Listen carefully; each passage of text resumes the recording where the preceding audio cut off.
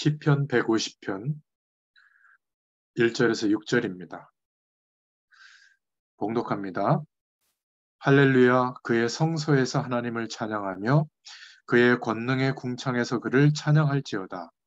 그의 능하신 행동을 찬양하며 그의 지극히 위대하심을 따라 찬양할지어다.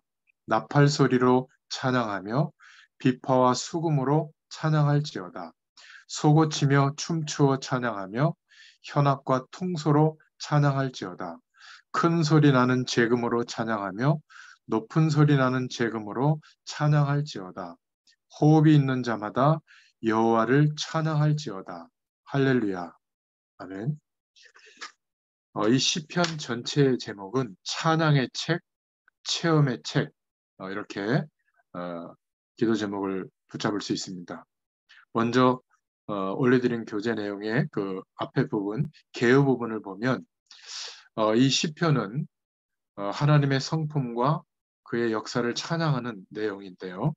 하나님의 구원 그리고 그 하나님의 도우심을 간구하는 내용들이 담겨 있습니다. 모세오경, 창세기, 출애굽기, 레위기, 민수기, 신명기에 그 말씀의 어떤 고백과 주제를 같이 이렇게 연결해서 고백이 되어져 있는데요.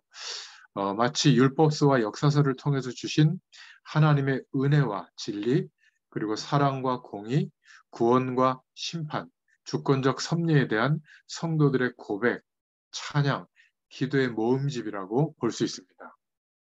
제목은 원래 시편의 히브리 성경 제목은 세페르 테힐림, 찬양들의 책이라고 되어 있는데 헬라어로 번역하면서 풋살모이라고 번역이 됐죠. 현악기에 맞추어 부르는 노래들, 찬양의 책 이렇게 이해하시면 되겠습니다.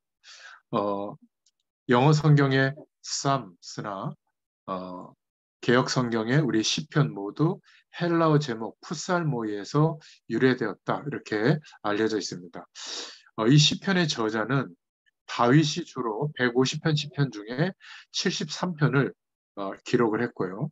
그리고 다윗 시대에 찬양을 담당했던 3명의 장관 아삽, 여두둔, 헤만이 있는데 아삽이 12편 시편을 기록했고 헤만이 1편 기록했습니다. 그리고 고라 자손이 12편을 기록했고 솔로몬이 2편을 기록했습니다. 그리고 모세도 시편 90편을 한 편 기록했죠. 또 에단이 한 편 이렇게 기록했고 나머지 이렇게 저자가 알려지지 않은 시편들이 이렇게 기록되어졌습니다. 이 시편에는 다양한 음악 용어들이 포함되어 있어서 개인적으로 또는 성전에서, 회당에서, 가정에서 예배할 때 찬양하고 노래로 불린 기도와 시라는 것을 우리가 알 수 있습니다.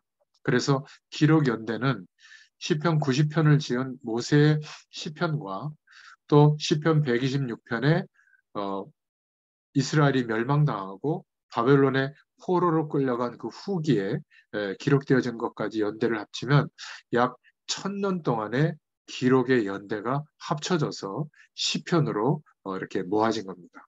그러니까 그냥 상상을 기록한 게 아니라 자신들의 삶에서 하나님이 함께 하시는 그 축복과 은혜를 발견하고 고백한 체험의 책이라고 볼 수가 있죠. 그래서 내용을 그냥 바로 보면 1편부터 41편까지를 1권으로 볼 수 있는데 선악을 판단하시는 창조주에 대해서 창세기의 배경처럼 그렇게 고백되어져 있고 2권은 42편부터 72편까지 악인에게서 보호하시고 구원하시는 것에 대해서 고백하고 있고요. 출애굽기의 주제와 비슷하죠. 그리고 3권은 73편부터 89편까지 시온의 성소에서 예배드리는 그런 고백들이 나와 있습니다. 레위기의 주제와 연결되어지죠. 그리고 4권은 90편부터 106편까지인데 이스라엘과 동행하시는 주님의 은혜에 대해서 민수기서의 배경과 주제와 연결됩니다. 그리고 마지막 제5권으로는 107편부터 150편까지인데 완전하신 하나님의 말씀 성취와 그 언약에 대한 찬양의 고백이 드려지는 신명기의 배경과 비슷하죠. 이렇게 시편이 구성이 되어져 있습니다. 그래서 이 시편은 본론으로 좀 들어가기 전에 좀 서론을 생각해 보자면 찬양의 책, 체험의 책이라고 말하는 이유가 있습니다. 먼저 좀 우리가 좀 진지하게 생각해 볼 부분은 내가 하나님의 말씀도 알고 있고 예배도 드리고 있는데 뭔가 이렇게 확신이 없고 또 성령의 인도가 뭐지? 이게 구체적이지 못하고 내가 열심히 뭔가 노력했을 때는 응답이 있는데 하나님이 응답하시는 기도 응답이 별로 없는 그럴 수 있거든요. 네. 그리고 또 구원의 내용에 별로 부딪히지 않고 그냥 현실 문제가 자꾸 커 보이는 그런 이유가 영적인 상태가 내가 약하다 보니까 뭔가 하나님의 인도에 대해서 하나님의 역사에 대해서 또 하나님이 우리를 언약하신 대로 인도하는 그 부분이 잘 구분이 안 되는 거예요. 그 이유가 뭐냐? 언젠가는 하나님이 역사해 주시겠지. 이것은 성경적인 답을 가진 사람의 상태가 아니에요. 그는 그냥 시류에 그냥 맡겨버리는 거거든요.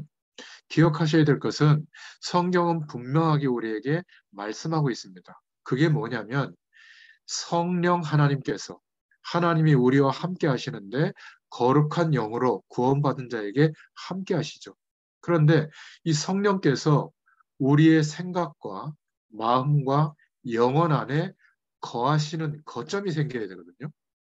그러니까 개념적으로는 성령께서 함께 하시지 알고 있는데 실제로 우리의 마음과 생각과 영혼 안에 뇌의 작용 안에 무엇이 뿌리 내려져 있냐면 돈, 성공, 뭐 외모, 사회적으로 어떤 내가 꿈꾸던 일에 대한 어떤 만족, 또 사회적 위치에 도달하는 것, 또 행복한 어떤 가정을 이루는 조건들, 그러니까 이런 것들이 뿌리 내려져 있지 성령 하나님이 우리 안에, 우리의 심령 안에 좌소한다고 하거든요. 거하시는 상태가 아직 아닌 거예요. 그러니까 뭐냐면 내 힘과 의지와 노력으로 신앙 행위로 뭔가를 잃어보려고 하니까 잘 안 되는 겁니다. 그래서 말씀의 뿌리가 내려진다. 복음의 뿌리가 내려진다.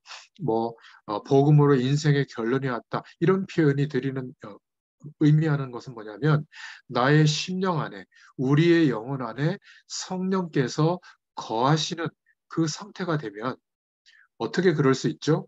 가장 빠른 길이 말씀을 묵상하는 겁니다. 그냥 말씀을 듣고 끝나는 것이 아니라 말씀을 듣고 말씀을 볼 때 성령께서 깨닫게 해주시는 생각과 내용을 좀 적어보고 그것을 이렇게 저렇게 생각하고 기도할 때 하나님의 말씀이 우리 안에 아멘 하고 담겨요. 또 믿어져요.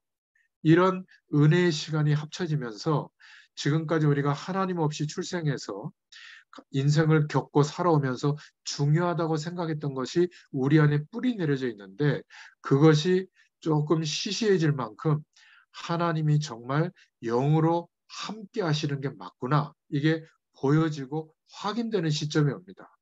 그러면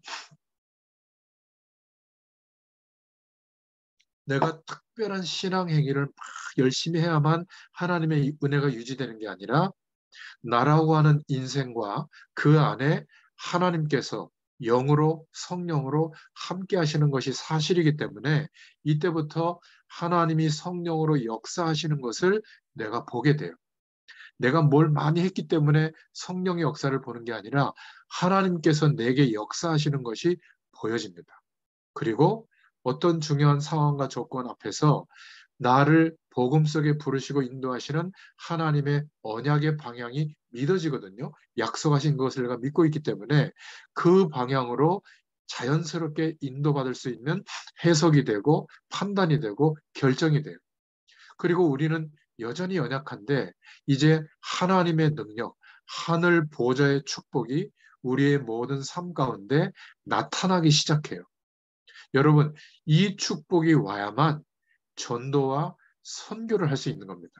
우리가 적극적 사고방식의 노력의 결과로 열심히 무언가를 했을 때 상대방이 약간은 감동을 받을 수 있지만 영원히 저주의 배경에서 해방되지는 않거든요. 사단이 붙들고 있던 그 인생관이 완전히 해방되지 않거든요. 그러다 보니까 좀 이렇게 친교하고 좀 이렇게 가까워질 수 있을지는 몰라도 성령이 함께 하시고 역사하시는 이 배경이 시작이 되면 확신이 오게 되고요. 그리고 하나님의 말씀이 살아서 내 삶에 역사하는 게 뭔지 알게 됩니다. 그리고 하나님이 열어주시는 기도 응답이 와요. 여러분, 하나님이 응답하시고 문을 열어주셔야 되는 거거든요.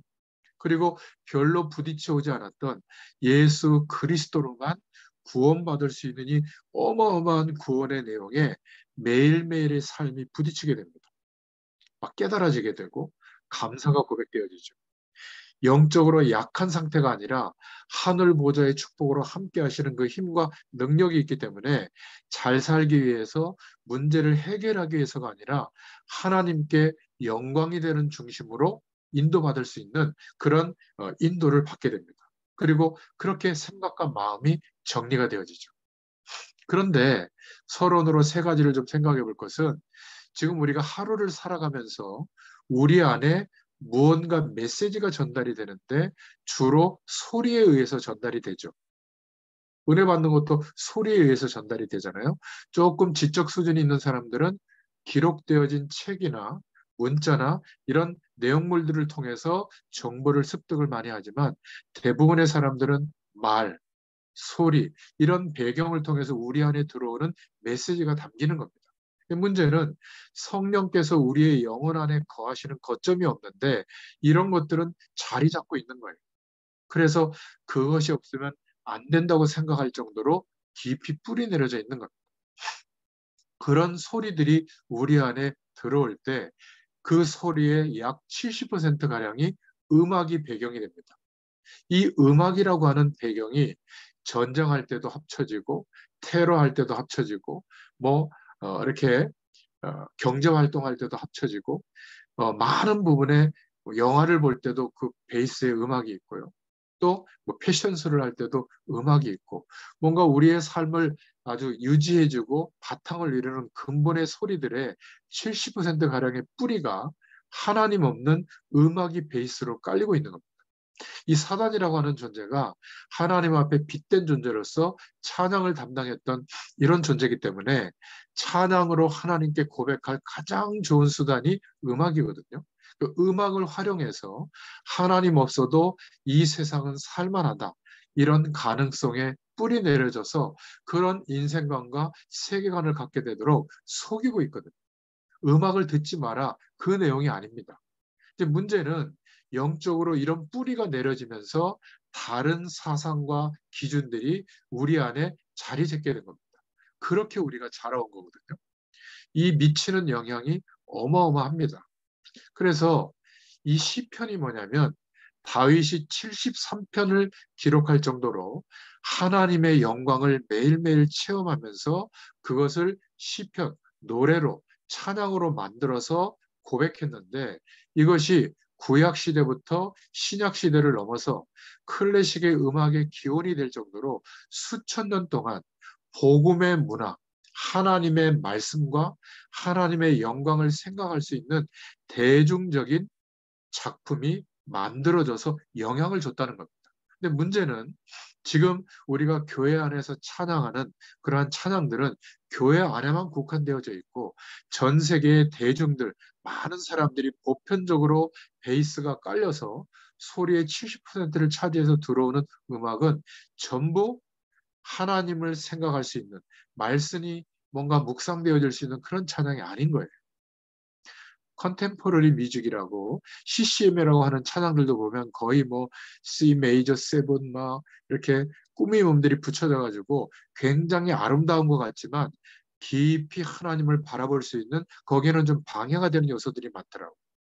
아무튼 이 시편을 우리가 읽을 때마다 묵상할 때마다 이 다윗이라고 하는 인물과 시편의 기자들이 어, 이 시편의 내용을 통해서 모든 사람들이 전 이스라엘 백성들과 고대 근동 국가에 살았던 그러한 사람들이 하나님의 말씀과 그 문화의 배경을 생각할 수 있는 내용이 전 세계에 이렇게 작품으로 전달됐다는 겁니다.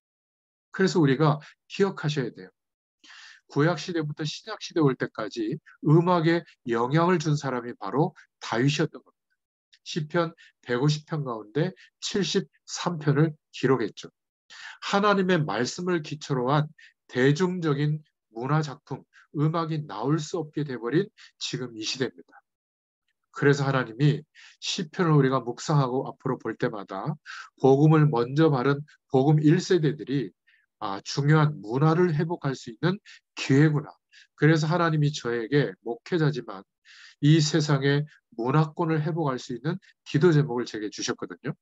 전 세계에 대중적으로 하나님이 생각나고 하나님의 말씀이 기초가 되어져서 모든 사람들이 듣고 누릴 수 있는 문화를 만들어낼 수 있는 그런 재단, 그런 찬양팀, 그런 음악인들, 그런 예술인들을 세워갈 수 있는 그런 어떤 공익제안들을 세울 수 있도록 하나님이 제게 기도 제목을 줬는데 너무나 큰 기도 제목이기 때문에 처음에 좀 낙심이 되다가 깨달아진 게 있어요.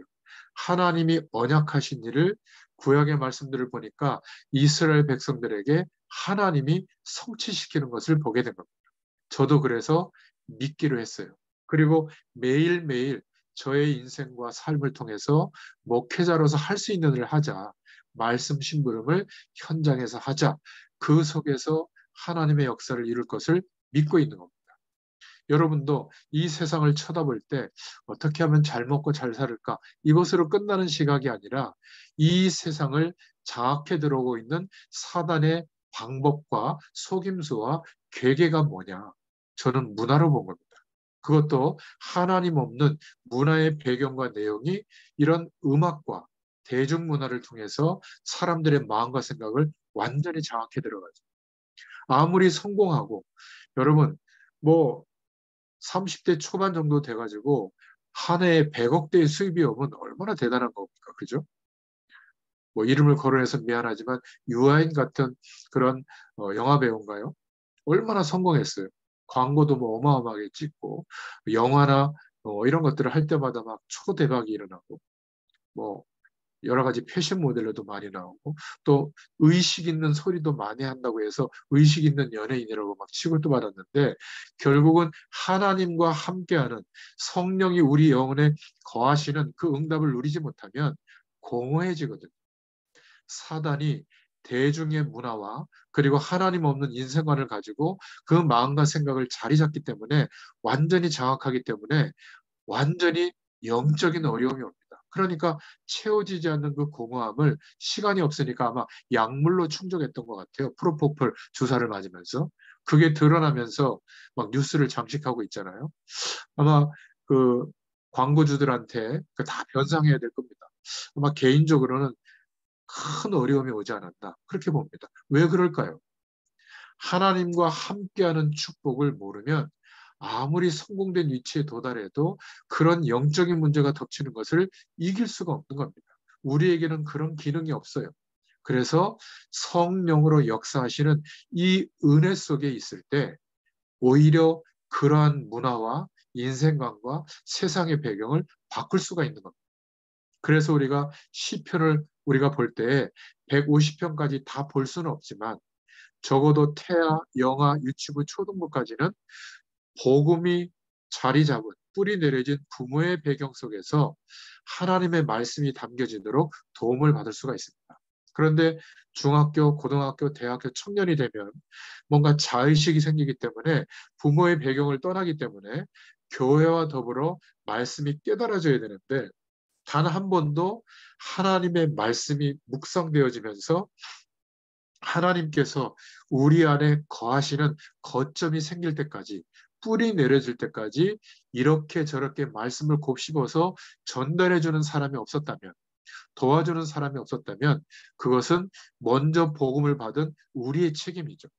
아마 지금 복음을 받았지만 청년, 전문인 또 산업인들 중에 성령이 거하시는 거점이 아직 없다면 말씀을 들어서 알고 있는데 세상에서 전문 현장에서 계속 쫓기거나 위기 가운데 놓이게 될 겁니다.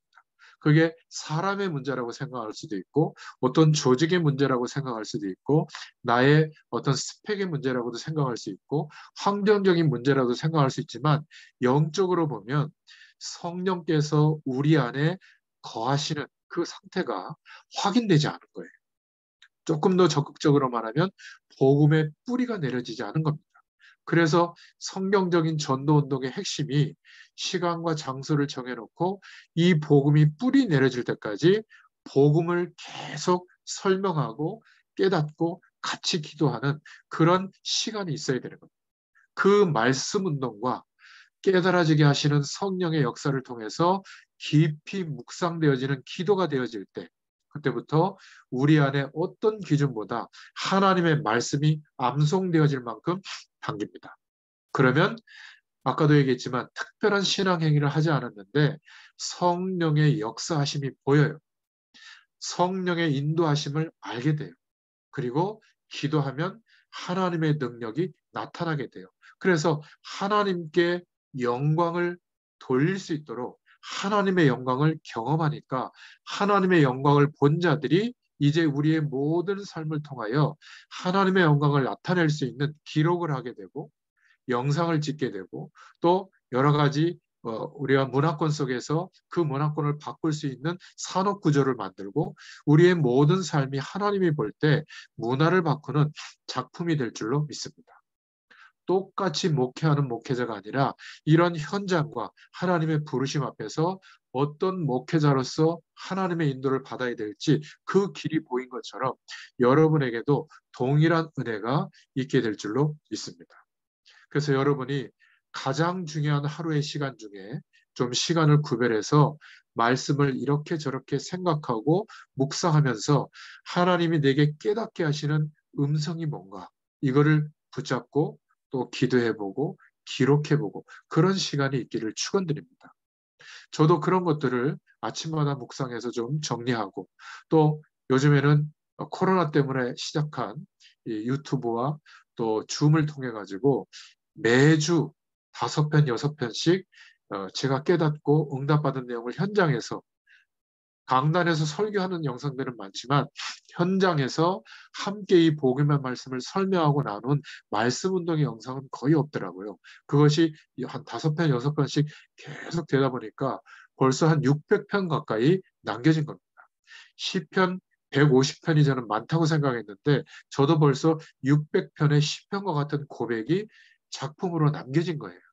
뭐 말씀 묵상한 내용은 더 많죠. 여러분, 여러분들의 인생을 통해서 하나님께서 영광을 받으시고 그 영광을 우리의 모든 현장에 나타내기를 원하십니다.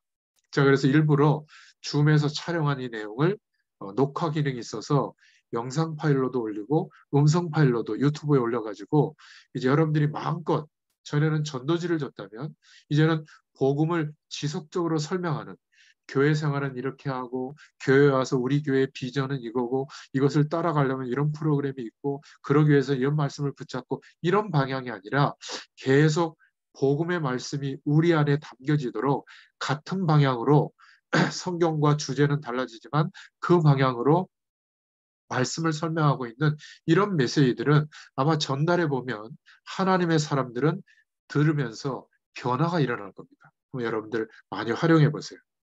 자, 그렇다면 이제 본론으로 두 번째 큰 대지, 우리 복음 가진 청년 전문인 산업인들이 붙잡아야 될 시편에 대해서 보겠습니다. 결국은 우리 안에 성령 하나님이 거하시는 거점이 완전히 생길 때까지, 다른 말로 얘기하면 계속 복음의 뿌리를 내리는 이 시간이 중요합니다. 저는 말씀에 대한 묵상을 할 때 다른 어떤 것보다도 우리의 영혼 안에 그 배경이 하나님이 함께하는 배경이 담기게 될 줄로 믿습니다. 그렇지 않으면 이렇게 저렇게 노력해도 우리의 인생이 잘 안 될 거예요. 그래서 제일 문제가 지금 태아, 영아, 유치부에 해당되는 이런 친구들이 후대들이 부모와 함께 하나님을 바라보는 묵상 속으로 들어가야 되는데 이게 너무 필요합니다. 그리고 중, 고, 대청은 지금 너무 급하죠. 세상 배경이 전무인 것처럼 인생관이 형성돼 있다면 치유가 필요합니다. 그래서 복음의 뿌리가 내려지려고 지금 이렇게 저렇게 하나님의 은혜를 찾고 있는 거죠. 이 시간에. 성공한 사람들은 거의 성경에 보면 가정 배경이 좋지 않았습니다. 자신의 능력도 그렇게 출중하지 않았죠. 몇 사람만 빼고는. 그런데 성령께서 함께 하시는 하나님의 배경이 실제가 됐을 때 복음의 뿌리가 내려졌고 그 하나님의 영광을 기도를 통해서 매일 누리고 하나님의 능력이 나타나니까 자기의 하는 일이 하나님의 언약을 이루는 일이구나. 이때부터 전문성이 생겨지게 된 겁니다. 그러니까 다른 것에 이리저리 방황하는 것이 아니라 그것을 통해서 하나님의 영광을 나타낼 수 있도록 최선을 다하는 인생으로 그때 하나님이 그것을 도구로 삼아서 그 시대에 그 분야에 그 사람이 품고 있는 사람들에게 하나님의 영광이 나타나는 영향력이 나타나는 도구가 되게 하신 것이죠. 그래서 시편의 메시지는 우리가 다 볼 수 없지만 다윗이 73편을 고백했다면 그 내용 중에 중요한 부분을 찾아서 기도 제목을 붙잡겠습니다. 시편의 첫 번째 메시지가 시편 1편인데요. 누가 복 있는 사람이냐? 여러분, 하나님의 근본적인 축복을 받은 사람, 성령이 함께하는 그 은혜를 누리고 있는 사람이 복 있는 사람인데, 여러분, 하나님의 말씀을 주야로 묵상하는 사람이다. 즐거워하는 사람이다. 그죠? 그런데 누가 복 없는 사람입니까? 악인들의 꾀를 쫓아야만 그 악인들과 함께해야만 의식주 문제를 해결할 수 있다. 이것은 직장에 나가서 일하지 마라 그런 얘기가 아닙니다. 전부 다 성공하고 돈 잘 벌고 집 밟아서라도 내가 높아지고 이러기 위해서 꾀를 내고 살아가는 그 시스템 속에 있어야만 내가 생존할 수 있다. 이거는 복 없는 사람입니다. 누가 복 있는 사람이냐? 악인의 꾀를 쫓지 않고도 악인들과 함께 하는데 능히 이길 수 있고 이끌 수 있는 복을 받은 자. 그게 누구죠? 하나님의 율법을 주야로 묵상하는 자다. 결국 죄인의 길에 서지 않고도 죄인을 이길 수 있는 사람이 복 있는 사람이죠. 내가 무엇을 이루었다고 해서 그것을 딱 가지고 그 배경을 가지고 그 배경이 아주 없는 사람들을 볼 때 업신여기고 아유 저것들 말이야 모자라는 것들 말이야 이렇게 평가하고 아래로 보는 것이 아니라 오히려 하나님이 먼저 나에게 이런 축복을 주신 것은 저들을 도우라고 구원의 길로 안내하라고 먼저 주신 게 아닐까. 그러면서 세종로의 모습처럼 발을 씻겨주는 가장 연약한 자리에 있는 하인의 모습처럼 우리가 받은 그 축복을 섬길 수 있는 도구로 사용할 수 있는 인생이 가장 복된 사람이다. 오만한 자리에 앉지 않고도 오만한 자를 이길 만한 축복의 답을 가지고 있는 사람, 이 사람이 복 있는 사람이다. 여러분, 꼭 악인들과 살아야 되고 죄인의 길에 서야 되고 그리고 이 세상 풍조 속에 있어야만 착한 사람은 지금 바보처럼 여기는 그런 풍조잖아요. 저는 복 있는 복음 가진 사람이 멋있다는 것을 사실은 잘 몰랐습니다. 예전에는. 그런데 정말 복 있는 사람이 누구냐? 악인의 길에 서지 않고도 승리할 수 있는 자가 복 있는 자다. 여러분 다시 한번 부탁합니다.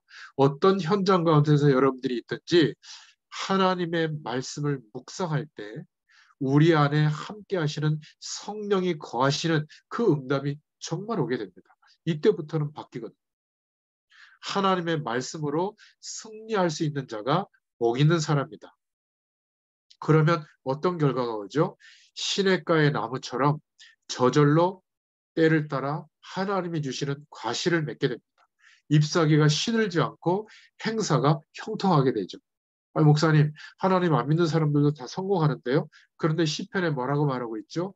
악인의 형통은 바람에 날아가는 겨와 같다. 아무리 강하게 보여도 하나님을 모르는 사람들은 공허해집니다. 그리고 공허한 그것을 메꾸려고 이상한 행동들을 할 수밖에 없어요. 인간이라면 그렇습니다. 악인이 의인의 회중에 들지 못하고 멸망함을 받게 된다.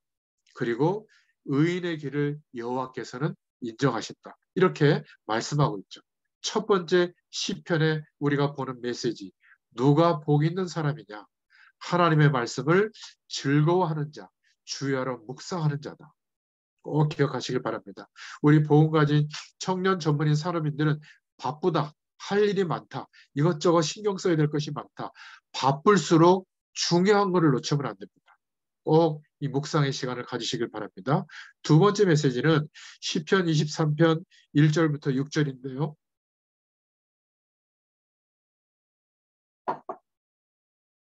하나님의 인도를 받는 자가 가장 지혜로운 자다. 이 지금 시편 23편은 여러분들 잘 아시다시피 여호와는 나의 목자시다. 내게 그래서 부족함이 없다. 나를 반드시 푸른 초장으로 인도하실 것이고 쉴 만한 물가로 인도하실 것이다. 하나님이 나를 위로해 주시고 내 영혼을 소생시킬 것이다. 이런 고백이거든요. 근데 이 고백을 언제 했죠? 가장 어려움이 왔을 때, 사울 왕에게 쫓기게 됐을 때, 도망 다니는 신세가 됐을 때, 아무 거점이 없을 때, 이때 고백했던 내용입니다. 왜 그렇죠? 여호와께서 나의 목자가 되신다. 기억하시기 바랍니다. 전 세계 모든 하나님이 남겨두신 이 시대를 살리시기 위해서 하나님께서 복음을 주시고 회복시켜가는 그 모든 하나님의 남겨진 자, 렘넌트들은 누가 목자죠? 내가 목자거나 부모님이 목자거나 사장님이 목자가 아닙니다. 여호와께서 우리의 목자가 되시는 줄로 믿습니다. 그래서 하나님의 인도를 받는 자가 가장 지혜로운 자다. 목동의 현장에서 사실 묵상하는 비밀을 깨닫게 되고 다윗은 결국 하나님의 인도를 받게 되고 하나님이 주시는 비전과 언약을 붙잡고 마지막 노년의 순간에 언약궤를 보관하는 그리고 성전을 세울 모든 준비를 마치죠. 그 언약궤를 중심으로 성전에서 예배가 회복되어지도록 그 중요한 시대적 언약을 붙잡았던 다윗이 했던 고백입니다. 죽음의 위기에서도 하나님의 인도를 받게 되죠. 막 쫓겨가서 원수의 땅에서도 하나님의 계획을 붙잡고 하나님의 계획을 성취시키게 됩니다. 결국 하나님의 인도를 받는 사람은 예전이나 지금이나 고백이 똑같죠. 위기 속에서도 이렇게 고백합니다. 여호와가 나의 목자가 되시니 내게 부족함이 없다. 시편 23편 1절이죠. 2절에는 푸른 초장과 쉴만한 물가로 안식할 곳으로 인도하셨다. 또 4절에 여호와의 이름을 위하여 의의 길로 인도하셨다. 23편 5절에는 원수의 목전에서 하나님께서 상을 베푸신다. 이런 은혜가 있기를 축원드립니다. 세 번째로는 시편 81편에 나와 있는 내용인데요. 여호와를 앙망하는 자는 세상이 모르는 힘을 얻게 될 줄로 믿습니다. 여러분, 우리가 평상시에 무엇을 바라보고 살고 있죠? 매일매일. 여기에서 우리 복음 가진 청년, 전문인, 산업인의 영혼, 미래, 건강이 다 결정이 됩니다. 우리가 무엇을 바라보는 거에 따라서 우리의 인생이 달라지거든요. 여러분, 비행기가 그냥 갑니까? 열차가 그냥 갑니까? 아니죠. 다 바라보는 방향이 있습니다. 도착해야 될 곳이 있죠. 산에서 길을 잃었을 때 어떻게 하죠? 나침판을 보듯이 우리가 무엇을 바라봐야 될 것인가? 여호와를 앙망하는 자.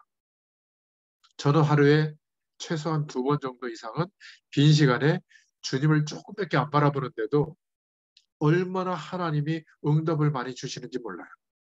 솔직한 말로 우리의 매일매일 현장을 보면 하나님의 응답이 이미 와 있습니다. 여러분, 여호와를 앙망하는 자는 세상이 모르는 힘을 얻게 될 줄로 믿습니다. 인간은 한계가 있는데 여호와를 앙망하는 자는 새 힘을 얻게 됩니다. 제가 교재에 그 적어놓은 성경 구절을 다 찾아보시면 그런 내용이거든요. 그래서 시편 81편 1절부터 16절은 아삽 자손이 여호와를 앙망하기를 노래했는데요. 시편 81편 1절에 보면 능력 되신 하나님을 즐거이 노래했고 또 23절에는 절기와 규례를 따라 찬양했고 또 8절에는 말씀을 듣는 자는 여호와의 증거를 보게 된다. 이것을 찬양했고요. 10절에는 여호와를 향해 입을 열면 여호와께서 채우신다. 그리고 14절에는 여호와를 앙망할 때 여호와께서 원수를 제하신다. 이런 내용들을 찬양했습니다. 삶 속에서 경험하게 된 거죠. 여러분, 우리가 여호와를 하나님을 앙망하는 것, 바라보는 것은 우리 인생에 인간이 살아가야 될 가장 큰 본분이 되는 줄로 믿습니다. 그럴 때 하나님이 허락하시는 가장 큰 힘이 공급되어지고 우리가 무엇을 향해서 가야 될지 올바른 방향을 보여주십니다. 여러분, 외모를 치장하는 것보다 우리 안에 내적인 힘이 있게 되면 모든 것을 넘어설 수 있게 됩니다. 이런 축복이 있기를 축원드립니다. 우리 보험 가진 청년 전문인 산업인들이 붙잡아야 될 시편의 메시지 네 번째는 하나님의 말씀을 바르게 이해하고 그 말씀을 받아야 될 줄로 믿습니다. 그러니까 우리가 말을 할 때, 무엇을 표현할 때 그것은 저와 여러분의 생각에서 나오는 것이기 때문에 굉장히 중요합니다. 말을 함부로 하는 사람은 생각이 함부로 되어 있다는 그런 반증이죠. 말에 조심이 없는 사람은 생각에 조심이 없는 겁니다. 말이 정확하다는 것은 그 사람이 정확하다는 거죠. 저는 이렇게 메시지를 말씀을 전하다 보면 문득문득 생각이 나서 하는 말들이 있거든요. 메시지를 잘 정리하고 한 것은 그렇게 많은 실수가 없는데 저희 가족들에 대한 얘기나 이런 것들은 아마 저희 집사람이 좀 정확한 것 같아요. 제가 뜬금없는 소리를 할 때는 알려집니다. 이거 좀 조심하라고. 제가 다른 가정의 사람들에 대해서 얘기를 하면 좀 이렇게 그런 걸 생각할까 봐 저희 가정의 얘기를 많이 하는데 그것도 좀 줄이려고 합니다.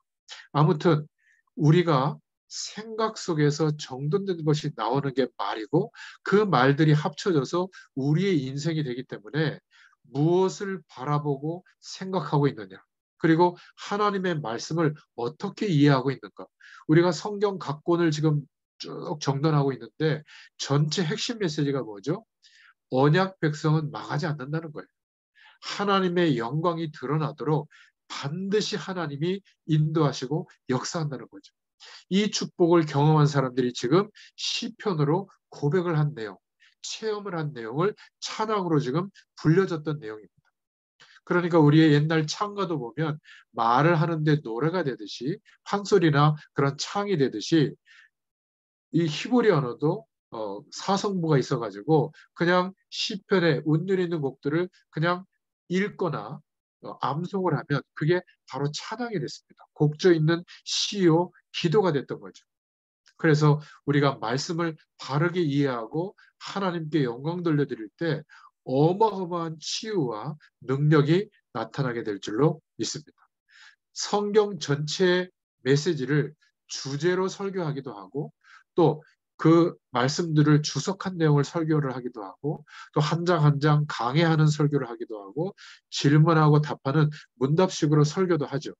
그래서 우리가 성경 전체를 굉장히 중요하게 이해해야 되는데 성경은 멸망에서 구원을 얻으라는 하나님의 계시입니다.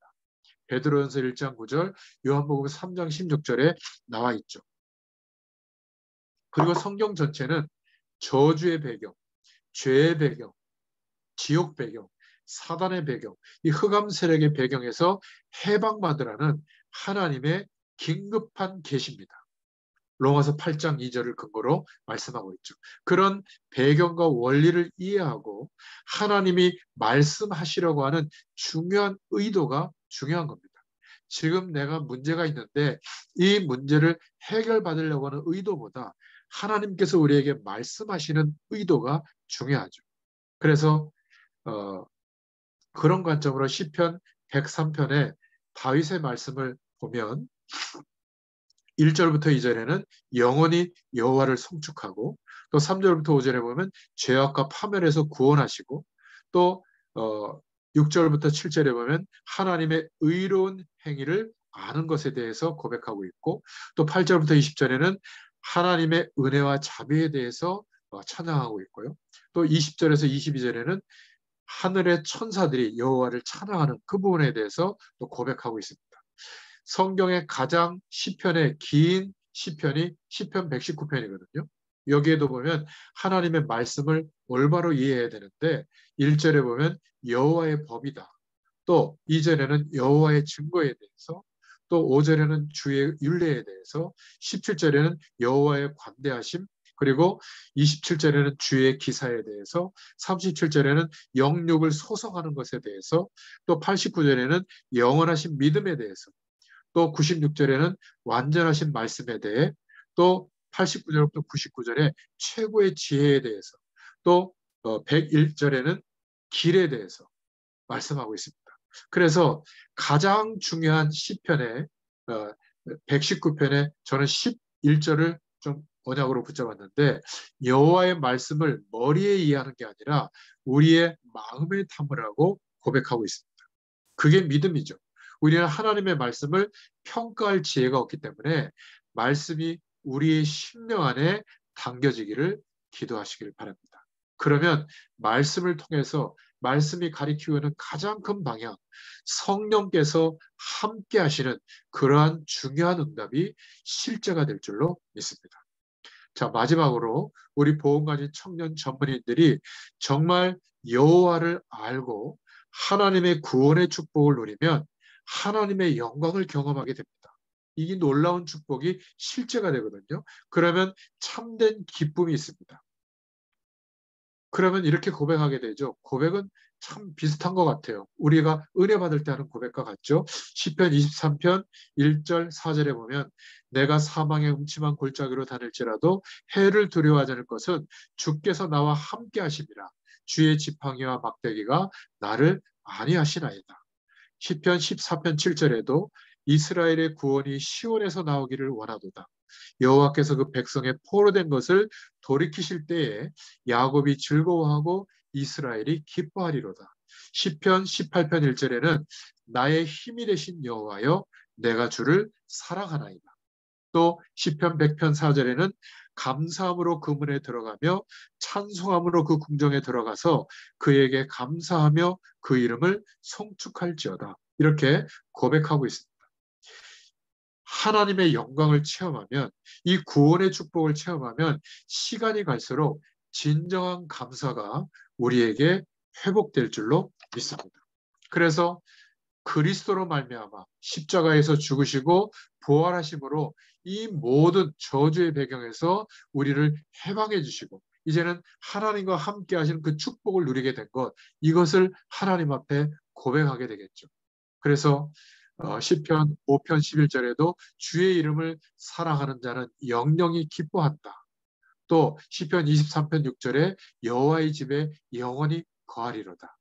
시편 103편 1절부터 22절에 보면 능력이 있어 여호와의 말씀을 이루며 그 말씀의 소리를 듣는 너희 천사여 여호와를 축복하라. 여호와를 봉사하여 그 뜻을 행하는 너희 모든 천군이여 여호와를 송축하라.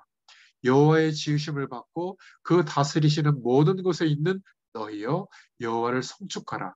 내 영혼아 여호와를 송축하라. 이렇게 고백하게 됩니다.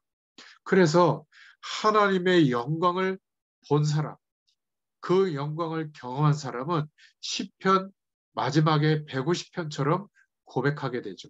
기쁨과 감사와 찬양을 드리게 됩니다. 뭐라고 고백하게 되죠? 성소에서 하나님을 찬양한다. 또 4절에는 150편 4절에 권능자의 궁창에서 찬양한다. 150편 2절에는 능하신 그분의 행동을 인하여 찬양한다. 또 3절에 광대하심을 찬양한다.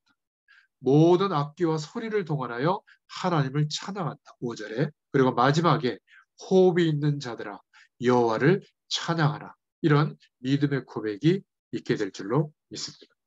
자, 그렇다면 정말 이 고백을 했던 크로스비 여사가 이 믿음의 고백으로 많은 찬송의 곡들을 작사하고 작곡했는데요. 우리 찬송에도 들어와 있죠. 여러 곡들이. 그중에 391장의 찬양을 좀 함께하고 싶은데 지금 거리들이 있고 하니까 가사를 제가 4절까지 한번 읽어보겠습니다. 여러분, 이 크로스비는 눈이 보이지 않았죠. 오히려 눈을 뜨지 않게 해달라고 하나님께 고백할 정도로 보이지 않았지만 이 영적 사실을 보고 그것을 글로 적어서 하나님께 영광을 돌려드렸는데 오늘 우리에게까지 찬양으로 영광 돌리는 작품이 된 겁니다. 오 놀라운 구세주 예수 내 주 참 능력의 주시로다. 큰 바위 및 안전한 그것으로 내 영혼을 숨기시네. 메마른 땅을 종일 걸어가도 나 피곤치 아니하며 저 위험한 곳 내가 이를 때면 큰 바위에 숨기시고 주 손으로 덮으시네. 오 놀라운 구세주 예수네 주, 내 모든 짐 벗기시네. 죄악에서 날 끌어올리시며 또 나에게 힘 주시네. 메마른 땅을 종일 걸어가도 나 피곤치 아니하며 저 위험한 곳 내가 이를 때면 큰 바위에 숨기시고 주 손으로 덮으시네. 이 소경 크로스비 여사가 인생을 걸어가면서 부른 고백이죠. 시편의 내용입니다. 그런데 그 사람은 전 세계에 하나님께 영광을 전하고 나타냈죠. 그런 마음으로 3절, 4절을 또 보시면 측량 못할 은혜로 채우시며 늘 성령에 감아주사 큰 기쁨 중 주님을 찬양토록 내 믿음을 도우시네. 메마른 땅을 종일 걸어가도 나 피곤치 아니하며 저 위험한 곳 내가 이를 때면 큰 바위에 숨기시고 주 손으로 덮으시네. 주 예수님 공중에 임하실 때 나 일어나 맞이하리. 그 구원의 은총을 노래하리. 저 천군과 천사 함께 메마른 땅을 종일 걸어가도 나 피곤치 아니하며 저 위험한 곳 내가 이를 때면 큰 바위에 숨기시고 주 손으로 덮으시네. 여러분, 매일매일 하나님의 말씀을 묵상하며 여호와를 앙망할 때 하나님의 능력으로 우리에게 임하시는 하나님의 영광을 보게 하실 줄로 믿습니다. 이 축복을 기록으로 남기고 또 찬양드리고 또 우리 인생 전체를 통해서 하나님 앞에 작품으로 남길 수 있기를 축원드립니다. 기도하겠습니다. 하나님 감사합니다. 시편의 고백이 우리의 고백이 되게 하신 줄 믿습니다. 다윗이 고백했던 그 고백이 우리의 고백이 되게 하신 줄 믿습니다.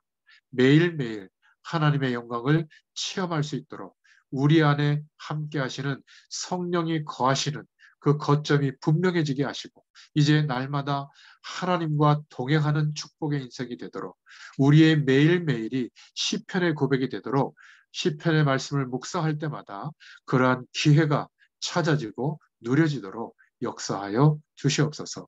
특별히 보험 가진 우리 청년 전문인 산업인들을 축복하셔서 이 시대에 문화권을 회복하는데 앞장선 응답을 누리게 되도록 은혜를 베풀어 주시옵소서. 가장 외롭고 또 가장 어려움 앞에 놓일 때마다 이 시편의 고백이 우리의 고백이 되게 하셔서 감사와 감격이 넘치는 매일매일이 되도록 은혜를 더하여 주옵소서. 예수님의 이름으로 간절히 축복하옵고 기도하옵나이다. 아멘. 감사합니다.